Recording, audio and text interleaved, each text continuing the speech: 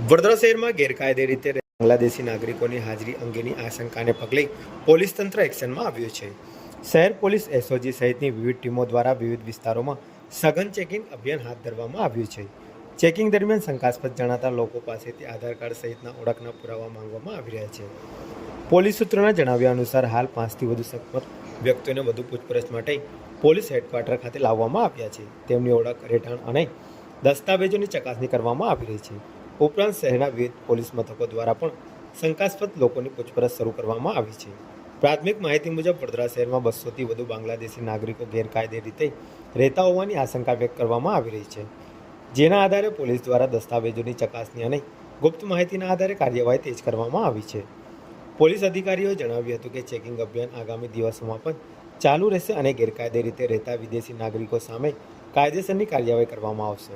શહેરમાં ઇલીગલ બાંગ્લાદેશી ઇમિગ્રન્ટ્સના જે ટેકનિકલ અને હ્યુમન ઇન્ટેલિજન્સ મળી હતી તેના આધારે ગઈકાલે આપણે વેરિફિકેશન કરી છે. સૌથી વધારે ઇન્ડિવિજ્યુઅલ્સના વેરઅબાઉટ્સ, એક્ટિવિટીઝ અને એમના આઈડેન્ટિટી અંગે અને એમના નેશનાલિટી લગત ડોક્યુમેન્ટને વેરિફિકેશન કરીને નેશનાલિટી અંગેનું આખું એક્સરસાઇઝ આપણે કરી છે.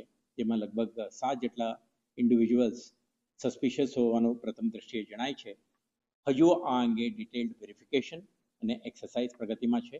જ્યારે આમાં વધારે ડિટેલ મળશે ત્યારે આપને અપડેટ આપવામાં આવશે.